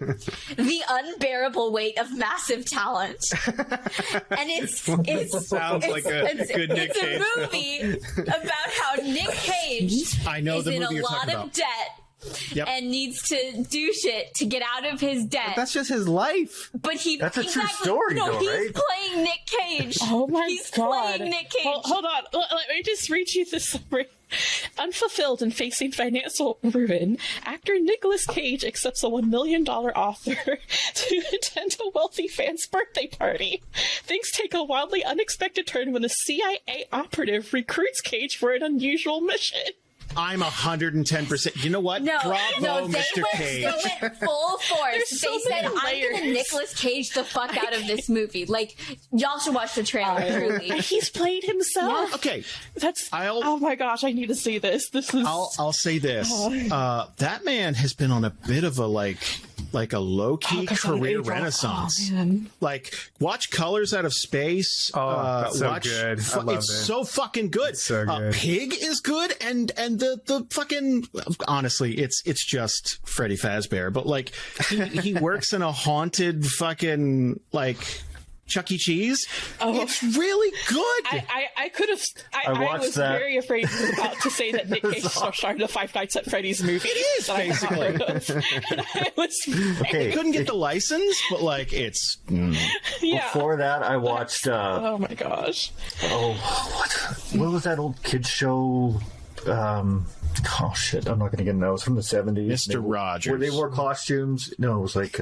From the 70s? Anyways, they took this premise Barney? of this old kid show and then they made a horror movie out of it recently. Oh, I know what you're Willy's talking Wonderland? about. Yes, I can't remember the title, but and I it know is what you're talking so about. bad. And then you watch the Nick Cage movie that's similar, and that is so good in comparison. Oh, what was that? I'm in. Good for Nick Cage. You know what? He's paid his dues. Poor guy. He had to give up his Action Comics #1. No one should have to do that. Secret Coppola. Yeah. What was that movie? Something Who's banana. next? Something. James, Anyway, yes. what's your favorite movie? I haven't like the stuff I've watched in the last while. I don't really have a favorite movie, but when I was younger, I was tied with two. It was Shawshank Redemption and The Green Mile, and Those are both classics. I would pick. Oh, out of those two, it's hard to pick. Both Stephen King and both directed by the same person, I think, too. Let's go with Green Mile. Okay. I would have went with Shawshank. That's just me. I that like just a seems like Morgan the Freeman obvious voiceover. I know, but I like a Morgan Freeman voiceover. That's the only reason. Tom Hanks. Also, That's why Jason's favorite movie is March of the Penguins. it is. Oh, jeez. Man, I actually enjoyed Farce of the Penguins, which was the Bob Saget voice. That is the pinnacle of like, I'm in Blockbuster and it's like, what is this? I'll rent it. Like it's Yes, it was a Blockbuster. That's where I remember seeing it. Oh, for the record, what I was thinking before, it's called the Banana Splits movie. Don't Yes, that's Don't right. watch not it. it. Okay. It's like the kind of movie you would watch at Dragon Con, for going for the worst movie possible. Oh, are you wearing a Matt Foley t-shirt? Yeah. Yay. Okay. I'm happy. Thank you. Somebody asked me if it was Tom Arnold once. I almost punched him. Oh, God, no. It was somebody funny.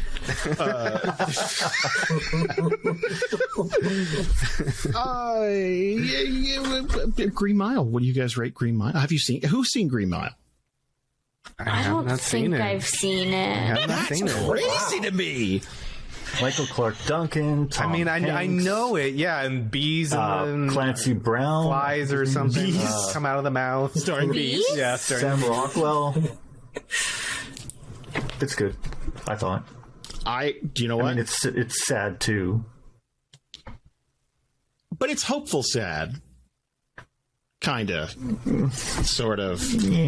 It's The more I remember it, it's like, well, there's lots of cruelty. It's about a bunch of inmates on death row, basically, and but sometimes it's about the wacky times they have on death row. sure. There's a little mouse that was cute. There's a mouse, a circus mouse. You know what? Fuck it. I give that a 10. I would watch that and Shawshank every weekend when it was on TNT because it was on every weekend. TNT. Even if you owned it on DVD or whatever, Yes! you'd still watch it on TV with all the commercials. Who's got time to like pop in a DVD and load that? Well, right. You're already into it. Yeah. Ian.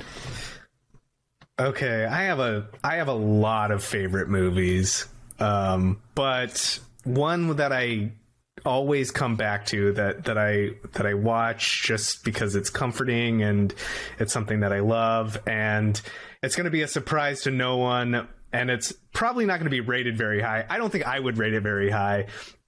But The Return of the Jedi is one of my absolute favorite movies. That's not. You can't like rate that at this point. You know what I mean? Like objectively, we can all. It's like, oh, it was marketed to children. It's like, yeah, so what? I mean, it's got some goofiness in it that It has doesn't some of the stand best up characters well. ever. That's part of Star for Wars. sure. being For sure it goofiness. is. That is But intrinsic. Star Wars is campy. Yeah, it totally is. And I love like all the Jabba Palace stuff. I absolutely love. I love Luke meeting up with Darth Vader. It's so fucking cool. It's so good. And it just like it gives me 100%. shivers. I'm thinking about it now. Just like it's cool. Yeah. Loved it as a kid, love it now. For whatever reason, I had watched the first two movies. The first time I had watched Jedi was the 1996 re-release, and when like you get to the CG dancing music number, I was so fucking confused. It's like, this is the movie? Everyone's jumping? What the fuck is wrong with everybody? Like, that song is called Jedi Rocks, and it's an abomination. Like, I just remember. Is that jizz? Yeah, that is jizz music. That is officially jizz music. Oh, okay. But I saw Jedi when I was a kid, and then also watching the making of Return of the Jedi was fantastic. It's so cool. It's and so then, cool. Yeah, that CG stuff they added in. And like, terrible, obviously. Yeah, I mean, forget the CG stuff. It's not good, and it adds absolutely nothing to the movie. But like, I think seeing Ghost hating that makes no sense is at all. actually But we won't get into that. me a lot of joy. Not the kind of joy they were intending for, but it gets a laugh every time. For sure. It's so good. I want to know what race that sexy Jessica Rabbit-lipped monster was that was singing that song. Slice noodles. Yeah, slice noodles. She'd not slice noodles. No. You're thinking realistic. Like, this was like a cartoon. Like, terrible. Like she has like my memory was she has like this long. Yeah. Almost like a beak, and at the end of it were like cartoon kissy lips. Like, yeah. Wait, what was Slice her name? noodles? Slice noodles. What the fuck? Oh, she was in Clone Wars. She dated one of the Hutts, and then she tried to and then she tried to assassinate him. Oh, I just got noodles. I just got real noodles. It's her species is Paloic. She's a Paloic. Oh, size noodles. That's the Zero arc. Wasn't the name okay? Wasn't the name of the chef in Clone Wars? Wasn't that a silly name too? Like Dex Rocket Buster or some shit. Yeah, like he was great. He was great. He just like had his own movie. Jesus, Dex Jetster. Yeah, there was absolutely zero reason for that scene. $1 trillion franchise. Could have got that info somewhere else. But what's really cool, what's really neat is right now, if you're listening to this right now or watching this right now, the Book of Boba Fett is happening, and it's all taking place back on Tatooine by Jabba's palace, and like that stuff just like it feels like coming home, like watching that and like seeing all that stuff again. Is anybody watching Book of Boba Fett other than Ian and I? Clearly, I haven't. We haven't seen The Mandalorian. Oh, just haven't seen The Mandalorian. Ian, we should talk another time because I'm loving the callbacks. Okay, I was watching with hope, but like I didn't want to like get my hopes up too much because the last time I did that, we got Last Skywalker, and you know. I haven't seen that movie, and I never will, and I'm very happy about it. I just wasn't. Just Rey is a perfect character that never has any struggle, so it's kind of tough to get invested in the hero's journey when you know it's like you're gonna win. Okay, I've seen The Last Jedi, which is the best Star Wars movie, and I don't need to see whatever trash came after it. Yeah. The best Star Wars stuff isn't happening on the silver screen, and it hasn't been for a long time. It's been happening in animation and television, and those are the coolest things ever. And also, video games. And video games. Yeah. There's some good short story anthologies that are written by different people. Like those are like that's the kind of Star Wars really stuff good that's books. really good if you just get different people doing their I like Knights of the Republic, but that was a good video game. Oh, you're remaking that too. I know. Ooh. Yeah. I hope they don't butcher it like tried Final to play Fantasy that VII. a while ago. What are you talking about? Sorry. Hot take, James. Hot take. Yeah, really. It's like, you mean the remake that everyone loves? Not everybody. Clearly. I've never heard anyone not like it before. This is the first time. That's a different show.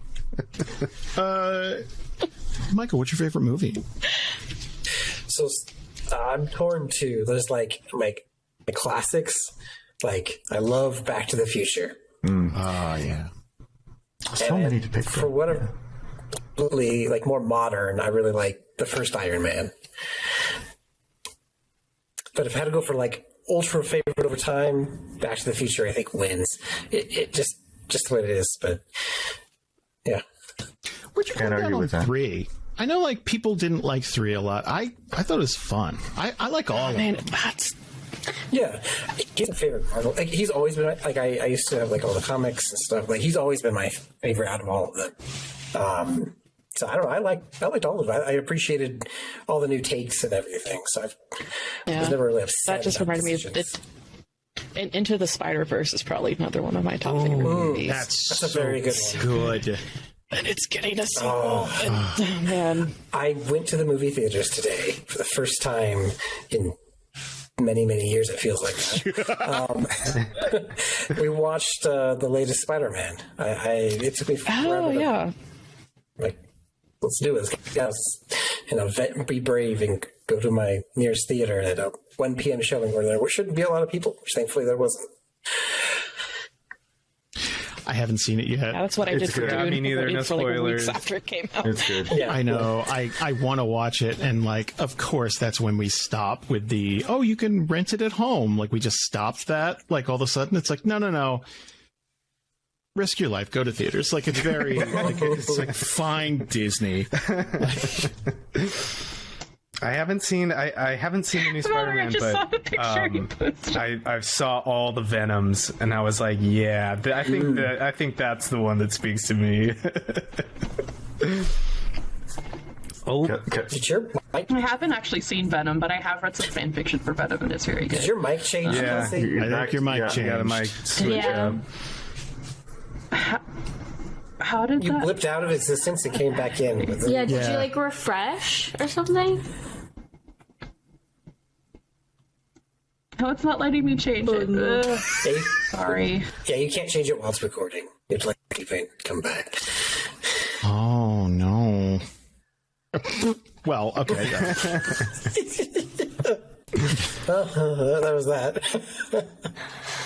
Jason, what's your favorite movie? Did we do everyone? No, we haven't done Jason. Yeah, Jason, what's your we favorite didn't movie? rate Back to the Future. Oh, we didn't rate Back to the Future. Howdy. Yeah. I kind of gave up on the idea partway through because it's like, how do you rate like Star Ding Wars? dong. Like, I did. You know what? Hello? We started. Is it Oh, Star- Jedi. Hello. I give Jedi like full marks.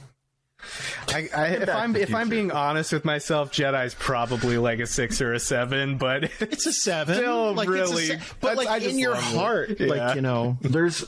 I think it depends too when in your life you've watched these movies, because you're so awestruck as a child watching this stuff, because how did they do that? And it's just amazing. Yeah.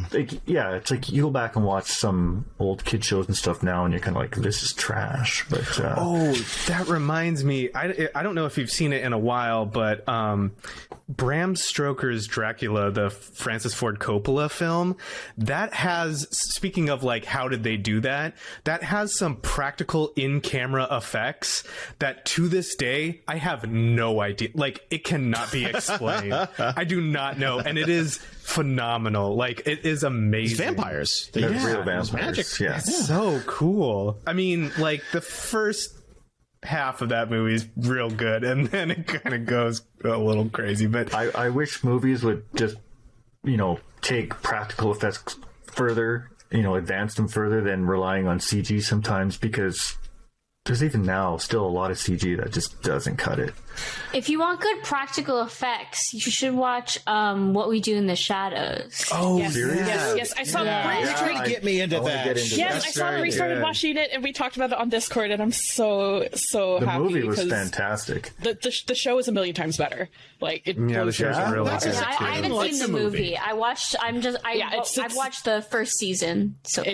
We're not too far in, it's but incredible. Like, it's very, very good. Like, it's just. Well, now that Kelsey suggested it, I guess I'll watch it. I got Brie to watch it by suggesting Damn. it. She's enjoying it, so I feel good about my recommendation. Yeah, the movie's like prime British like dry humor, and it's fun. It's just like it kind of meandered too much for me, and I guess the show is like a little more focused and like, and it's like there are actual like good like characters and character arcs and stuff, and so like an interesting story to go along with the like comedy and stuff. And it's very good.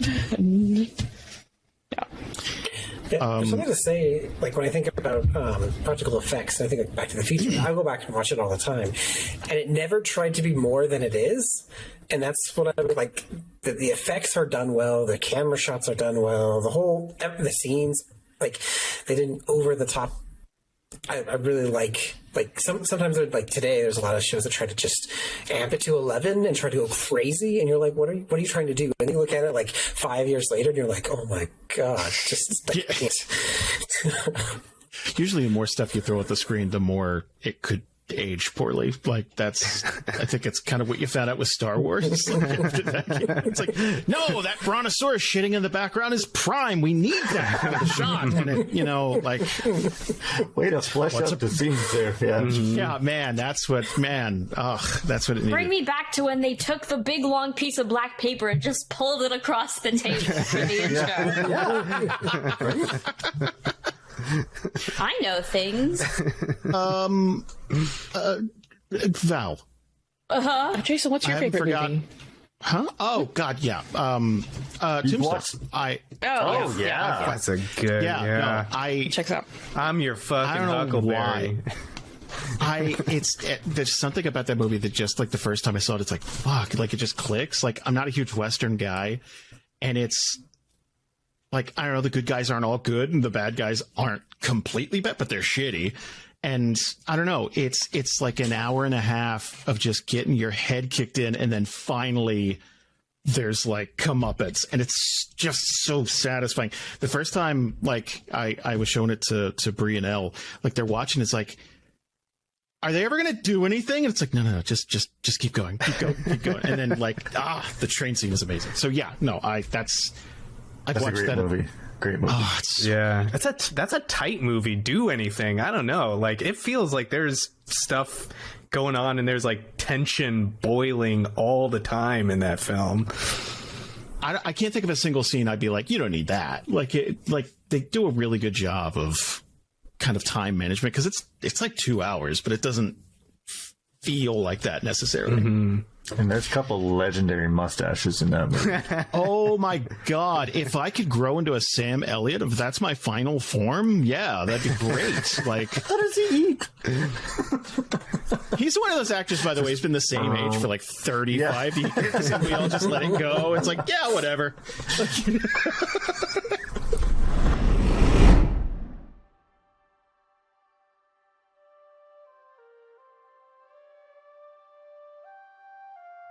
Hi everybody, thanks so much for listening to the episode or watching if you're live here on Twitch. This is a reminder to anyone just listening that you can watch the episodes live on Twitch every Saturday before they're released at Sunday. That is Saturday at 7 Eastern Standard Time. Make sure to check out our website, dandrpodcast.com, to get the latest happenings on everything. That's where you can find all of our links for our merch, our Twitter, Instagram, everything. Have a good night.